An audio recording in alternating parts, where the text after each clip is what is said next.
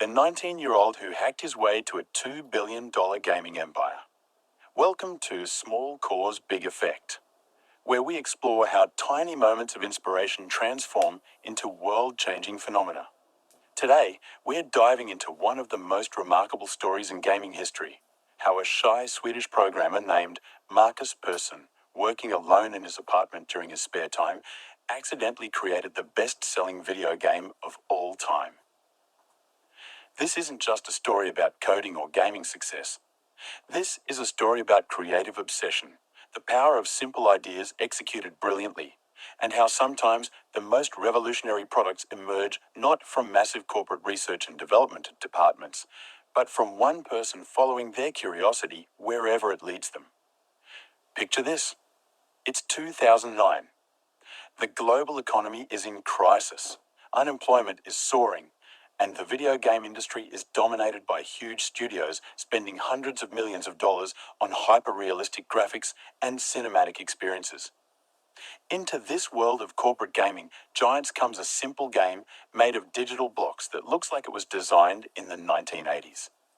That game was Minecraft, and by 2014, Microsoft would pay $2.5 billion to acquire it, making Markus Persson known online as Notch, one of the richest game developers in history. But the real story isn't about the money. It's about how one person's weekend programming project became a cultural phenomenon that changed not just gaming, but education, creativity, and how an entire generation thinks about digital possibility. The small cause? A 19-year-old programmer who was bored at work and decided to experiment with a simple idea about placing and breaking blocks in a virtual world. The big effect? A gaming revolution that proved creativity and imagination could triumph over budgets and marketing campaigns. Act 1. The Accidental Programmer. From Lego blocks to code blocks. To understand how Markus Persson created Minecraft, we need to understand the mind that conceived it. Markus wasn't your typical tech prodigy story. He wasn't building computers at age 8 or starting companies in his college dorm room. He was a quiet, introverted kid growing up in Sweden who found his escape and passion in two seemingly unrelated places: Lego blocks and computer programming. The Lego connection is crucial to understanding Minecraft's DNA. As a child, Markus spent countless hours building elaborate structures, vehicles, and worlds with those colorful plastic bricks. But unlike most kids who eventually outgrow their building blocks, Markus never lost his fascination with the creative possibilities of modular construction. The idea that you could combine simple, standardized elements to create infinitely complex and personal creations. Simultaneously, Markus was discovering programming through his father's Commodore 128 computer. At age 7, he wrote his first program, and by his teens, he was creating simple games and experimenting with code not because anyone was teaching him, but because he was genuinely curious about how digital worlds were constructed. This dual fascination, physical building with Lego and digital creation through programming, would eventually converge in ways that neither young Markus nor anyone else could have predicted. He was unknowingly preparing himself to revolutionize how people think about creativity, construction, and play in digital environments. After finishing school, Markus took what seemed like a sensible path for someone with his programming skills. He got a job at a web development company called Worm Online, working on a multiplayer online game that allowed players to shape and modify a persistent virtual world. The work was stable, paid decent money, and gave him experience with the technical challenges of creating shared digital environments. But here's where Markus's story illustrates something important about creative innovation. Sometimes the most transformative ideas emerge not from our main focus, but from what we do in the margins during our spare time, when we're following our curiosity without the pressure of deadlines or commercial expectations. While working his day job, Markus would come home to his small apartment and continue programming, not because he had to, but because he loved the process of creation itself. He experimented with different game concepts, tried out new programming techniques, and explored ideas that had no clear commercial purpose but satisfied his innate curiosity about what was possible with code. In 2009, Markus encountered a game called Infiniminer, created by American developer Zachary Barth. Infiniminer was a simple multiplayer game where players could dig through a block-based world to find minerals and gems. The graphics were deliberately primitive. Everything was made of colored cubes. But there was something compelling about the basic mechanics of exploring, digging, and building in a world made entirely of manipulable blocks. Most people played Infiniminer for a few hours and moved on to other games. But Markus saw something deeper in those simple mechanics. The block-based world reminded him of his childhood Lego experiences, but with unlimited blocks and no physical constraints. You could build anything you could imagine, and the primitive graphics weren't a limitation. They were a feature that emphasized creativity over visual realism. Markus began to imagine what Infiniminer could become if the focus shifted from competitive mining to pure creative construction. What if instead of racing to find gems, players could simply build whatever they wanted? What if the world was infinite and fully malleable? What if survival and crafting elements were added to give the creative building a sense of purpose and progression? These questions weren't market research or strategic planning. They were the natural curiosity of a creative mind encountering an interesting problem and wondering how it might be extended or improved. Act 2. The weekend experiment that changed everything. Building the first block. In May 2009, Markus Persson did something that millions of programmers do every weekend. He decided to experiment with a programming project that had been bouncing around in his head. He wasn't trying to create a commercial product or launch a startup. He was just curious to see if he could implement his ideas about block-based world building and see where they led. Working in Java programming language, Markus began creating what would initially be called Cave Game, a simple program that would let players place and break blocks in a 3D environment. The technical challenges were significant, but not insurmountable for someone with his programming experience. How do you efficiently render a world made of millions of blocks? How do you handle player interactions in real time? How do you generate interesting terrain that feels natural but isn't repetitive?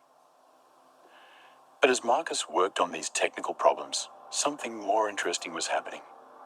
The simple act of placing and breaking blocks in a virtual space was incredibly satisfying in ways that were difficult to articulate.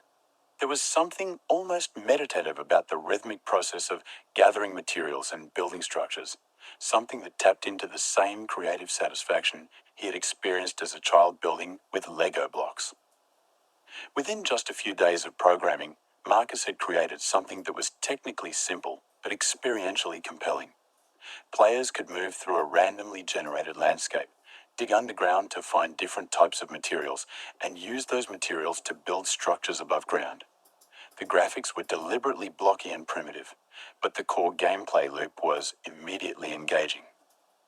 Now, here's where Markus made a decision that would prove crucial to Minecraft's eventual success. Instead of continuing to develop the game in isolation until it was finished, he decided to share his early prototype with other people online to see what they thought. On May 17, 2009, Markus posted the first public version of his game on an indie gaming forum, describing it as a work in progress inspired by Infiniminer and other building games. He wasn't trying to generate hype or build a marketing campaign. He was genuinely curious about whether other people would find the game as compelling as he did, and whether they might have suggestions for how to improve it. The response was immediate and enthusiastic. Players who downloaded the early version of what Markus had now named Minecraft found themselves spending hours placing blocks, digging tunnels, and building increasingly elaborate structures. More importantly, they started sharing screenshots of their creations and discussing ideas for new features and improvements. This early community feedback created a virtuous cycle that would define Minecraft's development throughout its early years. Markus would implement new features based on player feedback and his own creative instincts, release updated versions frequently, and observe how players actually used the new capabilities. The game evolved through a collaborative process between developer and community that was unprecedented in commercial game development. For example, early players requested the ability to save their worlds permanently, so Markus implemented a save system. They wanted more variety in building materials, so he added different types of blocks with unique properties. They wanted more challenge and purpose to the building mechanics, so he began implementing survival elements like hunger, dangerous creatures, and resource scarcity. Each new feature made the game more complex and capable, but Markus was careful to maintain the core simplicity that made Minecraft accessible to players of all ages and technical skill levels. You could learn the basic mechanics in minutes, but the creative possibilities were infinite and constantly expanding. By late 2009, Minecraft had evolved from a weekend programming experiment into something that was clearly special, though nobody yet understood just how special it would become. The game had attracted thousands of regular players who were creating increasingly impressive structures and sharing them online. Gaming blogs and YouTube channels were beginning to feature Minecraft content, and word was spreading through the gaming community about this unusual indie game that looked primitive but was incredibly engaging.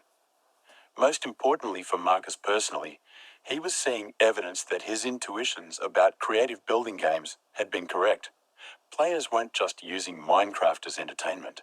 They were using it as a creative medium, building everything from realistic architectural reproductions to fantastical artistic installations to functional mechanical devices using the game's primitive logic systems. The small cores, a programmer's weekend curiosity about block-based building, was beginning to create effects that extended far beyond gaming into education, art, architecture, and creative expression. But the biggest effects were still to come. Act 3. From Hobby to Phenomenon, when the internet discovered Minecraft. Throughout 2010, something unprecedented was happening to Markus Persson's weekend programming project. Minecraft was spreading across the internet in ways that traditional marketing campaigns could never achieve, powered entirely by players who were so excited about their creative experiences that they couldn't help but share them with others. The key catalyst was YouTube. Players began recording videos of their Minecraft creations and gameplay experiences, sharing elaborate building projects, survival adventures, and creative tutorials with the growing online community. These videos weren't professionally produced marketing materials. They were authentic expressions of creativity and enthusiasm from real players who had discovered something genuinely exciting.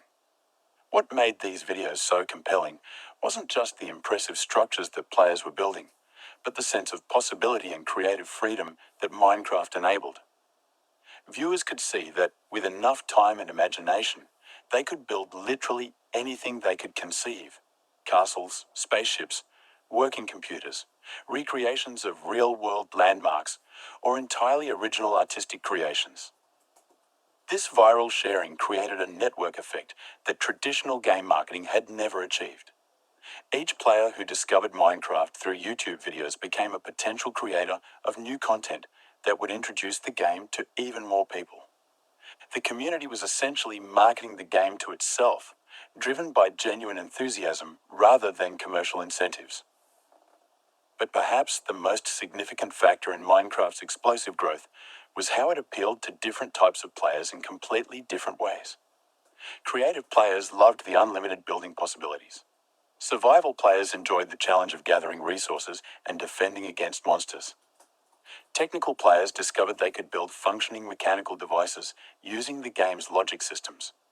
Social players found that Minecraft was incredibly fun to play cooperatively with friends.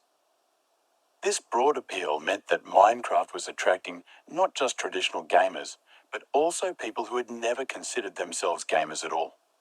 Teachers were using it in classrooms to teach everything from mathematics to history. Parents were playing it with their children as a shared creative activity. Architects and engineers were using it to prototype designs and explore spatial concepts. By the end of 2010, Minecraft had sold over 800,000 copies during its alpha and beta development phases, generating millions of dollars in revenue for what was still essentially a one-person company.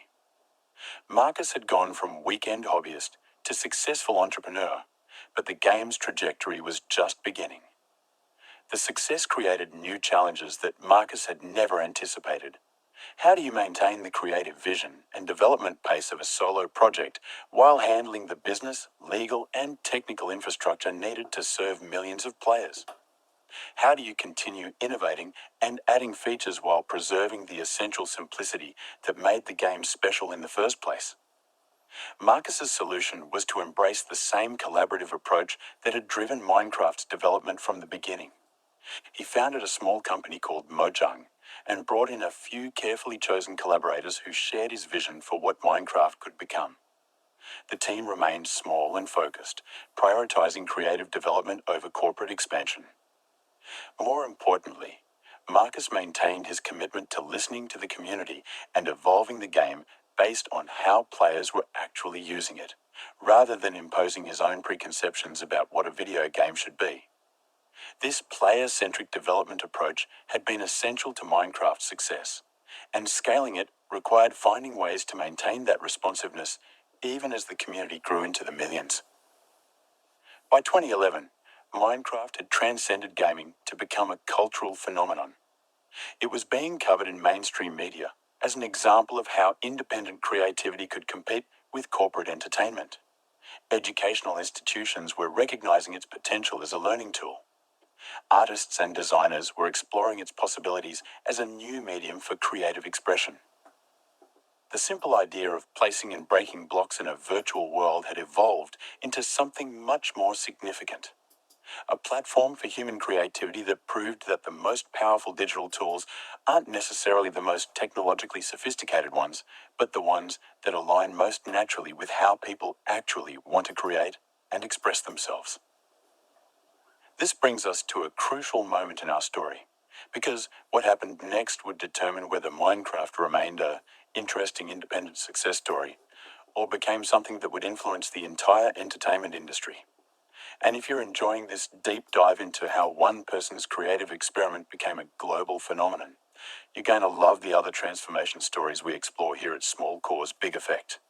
Hit that subscribe button and turn on notifications, because every week we uncover these incredible moments where small ideas create massive changes in our world. Act 4. The billion-dollar creative vision. When Microsoft came calling. By 2012, Minecraft had achieved something that very few entertainment properties ever accomplish. It had become larger than its original medium. This wasn't just a successful video game. It was a cultural platform that was influencing education, art, architecture, and how an entire generation thought about creativity and digital possibility. The numbers were staggering.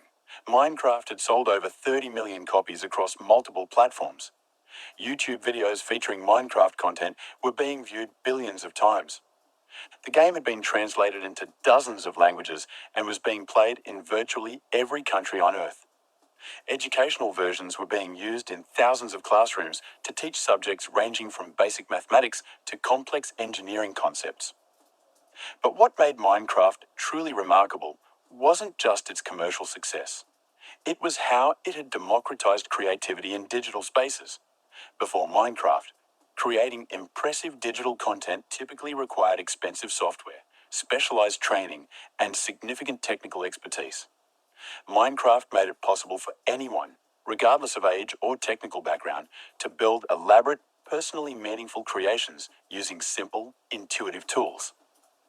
This democratization of digital creativity had implications that extended far beyond entertainment. Children who grew up playing Minecraft developed spatial reasoning skills, problem-solving abilities, and collaborative capabilities that translated into real-world applications. Adults discovered that they could use Minecraft to prototype architectural designs, explore urban planning concepts, and experiment with complex engineering projects. For Markus Persson, the success of Minecraft had created both incredible opportunities and unexpected challenges. On one hand, he had achieved every independent game developer's dream, creating a product that was both creatively fulfilling and financially successful while maintaining complete creative control over his work. On the other hand, the scale of Minecraft's success had created responsibilities and pressures that were difficult to manage with a small team. Millions of players depended on regular updates and improvements, Educational institutions needed ongoing support for their classroom implementations. Business partners required reliable technical infrastructure and customer service capabilities. Most significantly, the gaming industry had begun to take notice of what Minecraft represented. Major publishers and platform holders realized that Minecraft wasn't just an unusual success story. It was a demonstration of entirely different approaches to game design, community engagement, and creative expression that challenged fundamental assumptions about how entertainment products should be developed and marketed. This industry attention culminated in 2014 when Microsoft approached Mojang with an acquisition offer that nobody could have anticipated when Markus first started his weekend programming experiment. Microsoft wasn't just interested in buying a successful game. They were interested in acquiring a platform for creativity, education, and community engagement that aligned with their vision for the future of computing and digital interaction. The acquisition negotiations were complex and emotionally challenging for Markus.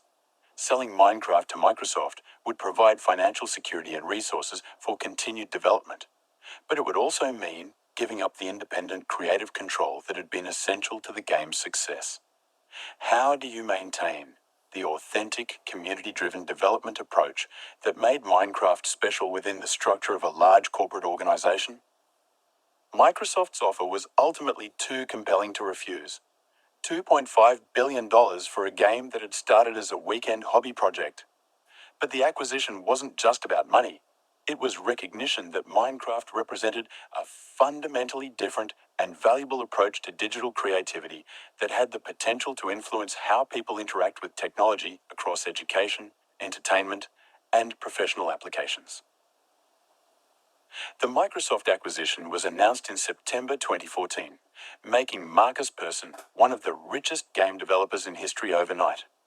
But perhaps more importantly, it validated the creative and business principles that had driven Minecraft's development from the beginning. That the most powerful digital tools are often the simplest ones. That community engagement and player feedback are more valuable than traditional market research, and that creative freedom and experimentation can be more commercially successful than following established industry formulas. For Microsoft, the acquisition represented a strategic bet on the future of creativity, education, and human-computer interaction. They weren't just buying a popular game. They were buying a platform that had demonstrated how digital tools could enhance rather than replace human creativity, and how technology could bring people together around shared creative projects rather than isolating them in individual consumption experiences.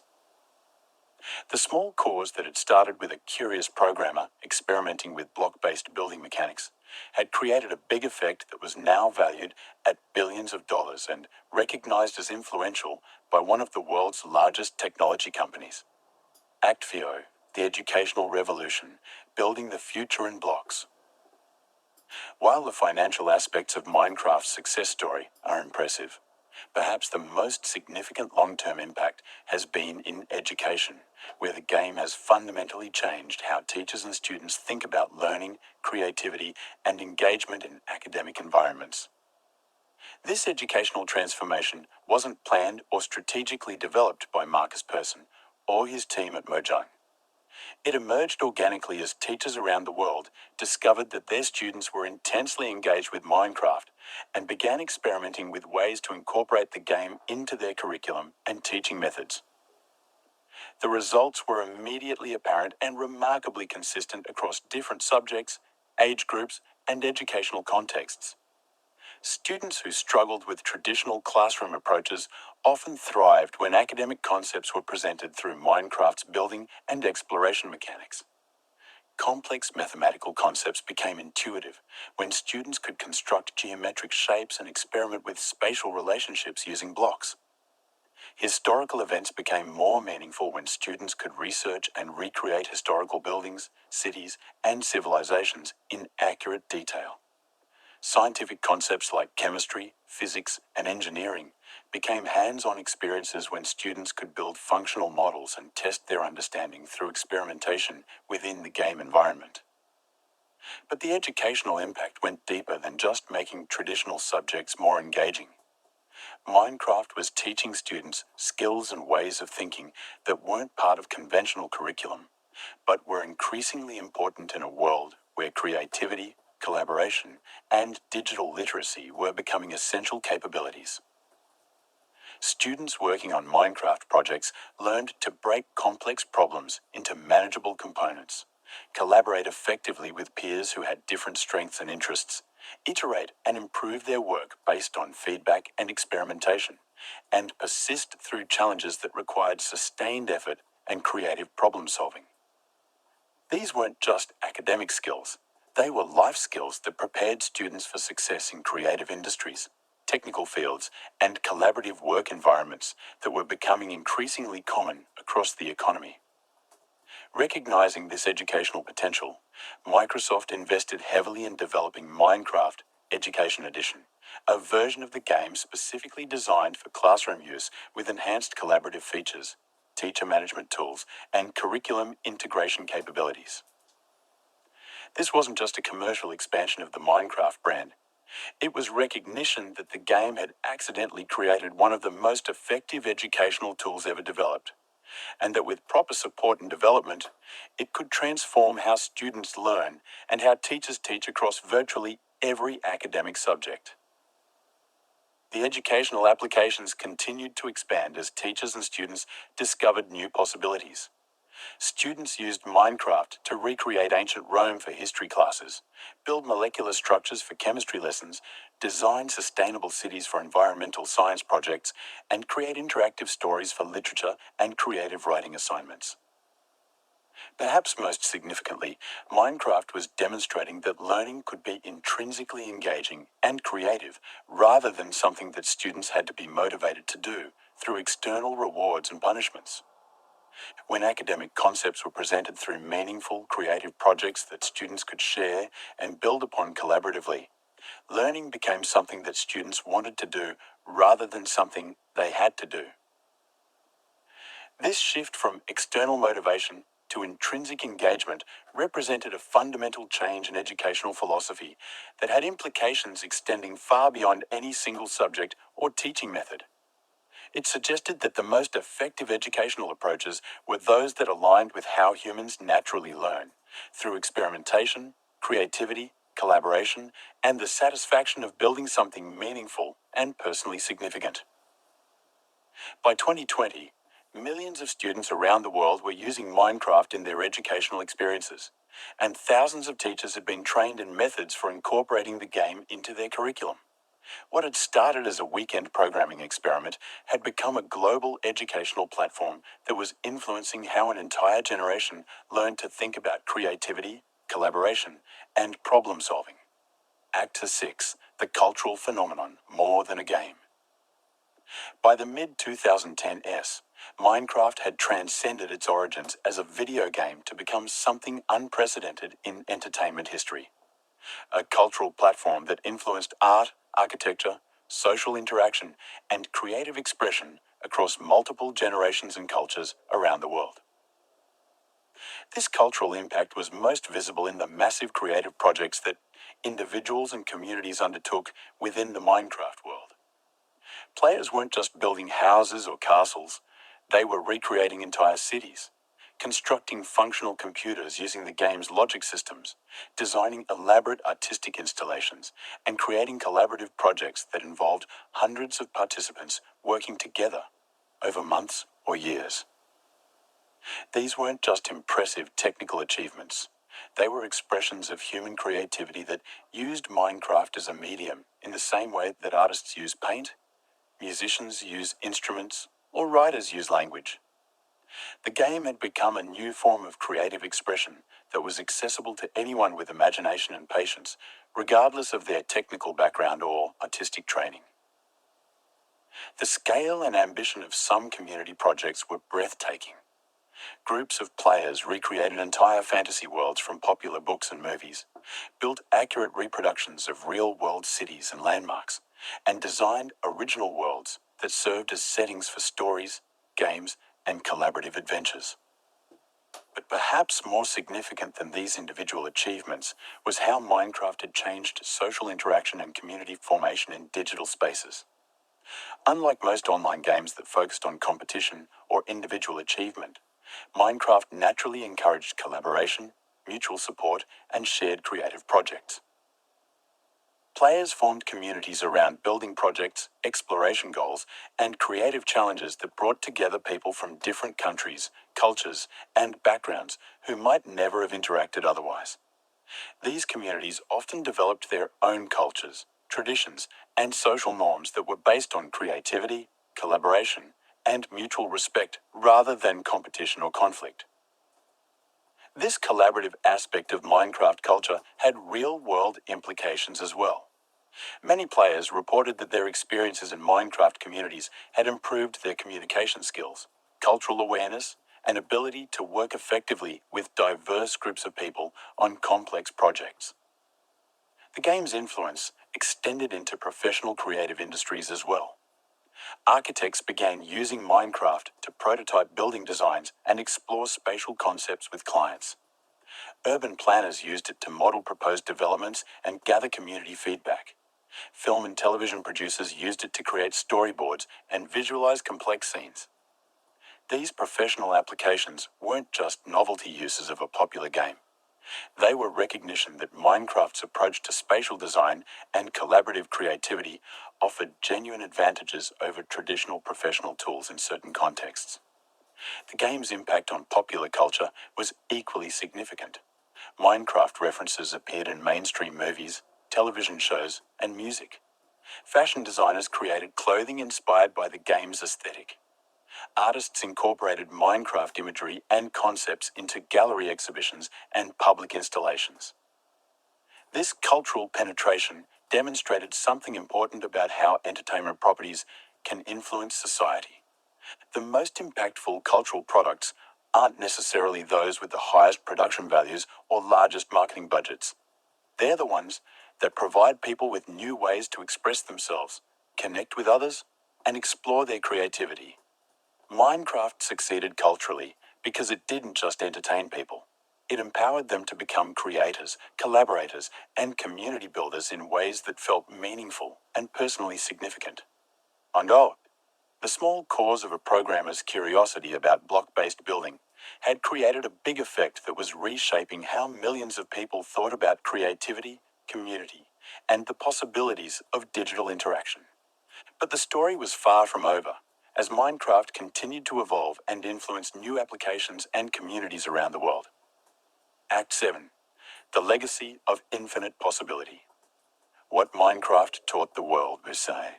As we approach the present day in our Minecraft story, it's worth reflecting on what this unlikely success has taught us about creativity, innovation, and the unpredictable ways that simple ideas can transform entire industries and cultures.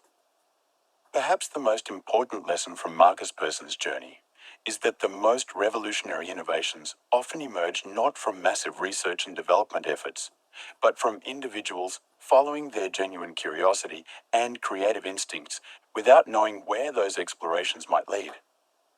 Markus didn't set out to revolutionize gaming, transform education, or create a billion-dollar entertainment property. He was simply curious about whether he could implement some interesting ideas about block-based building mechanics, and he was willing to share his experiments with others to see what they thought. This willingness to experiment publicly, iterate based on feedback, and remain open to unexpected directions was crucial to Minecraft's success. If Markus had tried to perfect the game in isolation before releasing it, or if he had been too attached to his original vision to incorporate community suggestions, Minecraft would never have evolved into the phenomenon it became. The Minecraft story also demonstrates the power of simplicity and accessibility in creative tools. While the gaming industry was focused on ever more realistic graphics, complex storylines, and sophisticated technical features, Minecraft proved that people actually wanted tools that were simple enough to learn quickly, but powerful enough to enable unlimited creative expression. This principle has implications far beyond gaming. In software design, educational technology, and creative tools across many industries, the most successful products are often those that make complex capabilities accessible through simple, intuitive interfaces that don't require specialized training or technical expertise. Minecraft succeeded because it democratized creativity in digital spaces. Anyone could learn the basic mechanics in minutes, but the creative possibilities were infinite and personally meaningful. This combination of accessibility and depth became a template that influenced product design across many industries. Another crucial lesson from Minecraft's development is the importance of community engagement and collaborative development processes. Rather than treating players as passive consumers of his creative vision, Markus treated them as collaborators in the ongoing evolution of the game. This collaborative approach created a sense of ownership and investment among players that traditional marketing campaigns could never achieve. People weren't just playing Minecraft. They felt like they were helping to create it, and they became advocates for the game because they had personal investment in its success and evolution. This community-centric approach to product development has influenced how many technology companies think about user engagement, feedback incorporation, and long-term relationship building with their customers. Minecraft also demonstrated that entertainment products can have educational and social value without compromising their entertainment appeal. The game never felt like educational software disguised as entertainment. It was genuinely fun and engaging, but it also happened to teach valuable skills and enable meaningful social interactions. This integration of entertainment and learning has influenced how educators think about engagement and motivation, how game developers think about social responsibility, and how parents think about the role of digital media in their children's development. Before we dive into our conclusion, I want to address anyone listening who has their own creative project or idea that others might not understand or take seriously. Markus Persson's story shows us that the most transformative innovations often look simple or even primitive at first glance, but they succeed because they solve real problems or fulfill genuine needs in ways that existing solutions don't. So, if you're working on something creative, if you have an idea that combines your interests in unexpected ways, or if you believe that simple solutions might be more powerful than complex ones, then you're thinking like the innovators we celebrate here at Small Cause Big Effect. Hit that subscribe button, turn on notifications, and join our community of people who believe that small causes can create extraordinary effects, because your weekend experiment might just change the world. Conclusion: the infinite game, from blocks to billions. So let's return to where our story began, with a shy Swedish programmer who was bored at his day job and decided to spend his weekend exploring some ideas about placing and breaking blocks in a virtual world. That simple curiosity, that small decision to experiment with combining his childhood love of Lego with his programming skills, became the foundation for one of the most successful and influential entertainment properties in history. But the real significance of Markus Persson's story isn't measured in dollars or sales figures. It's measured in the millions of people whose creativity, learning, and social connections have been enhanced by the platform he created. The small cause in this story was Markus's willingness to follow his curiosity without knowing where it would lead, to share his experiments with others despite their primitive state, and to listen to feedback while maintaining his creative vision. These seem like simple decisions, but they required a particular kind of courage and intellectual humility that enabled everything that followed. The big effect wasn't just a successful business or even a cultural phenomenon. It was proof that individual creativity and authentic passion can compete with corporate resources and marketing budgets when they're aligned with genuine human needs and desires. Minecraft succeeded because it solved problems that people didn't even know they had. It gave children and adults a way to express their creativity that was both simple and infinite. It provided teachers with a tool that made learning engaging and collaborative. It created communities based on mutual support and shared creativity rather than competition and conflict. These weren't market opportunities that were identified through research. They were human needs that were revealed through the process of creating something authentic and sharing it with others who might find it valuable. Markus Persson's journey from weekend hobbyist to billionaire entrepreneur illustrates several crucial principles about innovation and success in the modern economy. First, The most transformative products often emerge from personal passion projects rather than strategic business planning. When you're solving problems that you genuinely care about, you have insights and persistence that can't be replicated by people who are only motivated by commercial success. Second, simplicity and accessibility are often more valuable than technical sophistication. Minecraft's deliberately primitive graphics and simple mechanics weren't limitations. They were features that made the game accessible to everyone while focusing attention on creativity rather than consumption. Third, community engagement and collaborative development can be more effective than traditional marketing and product development approaches. When people feel like collaborators rather than customers, they become advocates who help improve and promote your product more effectively than any advertising campaign. Fourth, the willingness to experiment publicly and iterate based on feedback is essential for discovering what people actually want rather than what you think they want. Markus's decision to release early versions of Minecraft and evolve the game based on community response was crucial to its ultimate success. And finally, sometimes the most valuable innovations are platforms that enable other people's creativity rather than finished products that are consumed passively. Minecraft's success came from empowering millions of people to become creators, educators, and community builders using tools that felt natural and engaging. The bedroom, where Markus Persson first experimented with block-based building mechanics, has joined the ranks of famous innovation origins. The garage, where Amazon started. The dorm room, where Facebook began. The office, where Google was conceived. But Markus's story has a particular significance because it demonstrates that transformative innovation can emerge from pure creative curiosity without requiring venture capital, business plans, or strategic partnerships. The most successful entertainment property of the 21st century began with one person following their interests, sharing their experiments, and remaining open to possibilities they hadn't anticipated. This is a template that anyone can follow, regardless of their resources, connections, or technical background. Today, more than a decade after Markus first shared his weekend programming experiment with the world, Minecraft continues to evolve and influence new applications, communities, and creative possibilities. The game that started as a simple exploration of block-based building has become a platform for education, art, social connection, and creative expression that reaches hundreds of millions of people around the world. But perhaps the most important legacy of Minecraft isn't the game itself. It's the proof that individual creativity, authentic passion, and willingness to experiment can create value and meaning that extends far beyond what anyone could have planned or predicted. That's the lesson we want to leave you with today.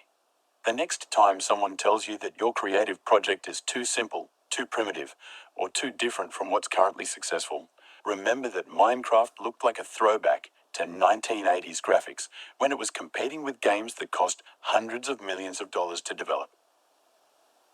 The difference between a weekend hobby and a billion-dollar revolution often comes down to one person's willingness to share their curiosity with the world and see what happens next.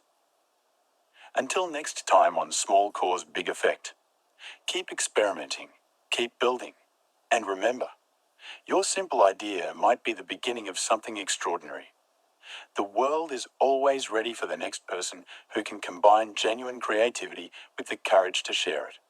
And maybe that person is you, building the future one block at a time. And if this story of creative persistence and unexpected success has inspired you to think differently about your own projects and possibilities, show us some love with a like. Share this episode with someone who needs to hear about the power of following their curiosity. And we'll see you next week for another incredible story of transformation.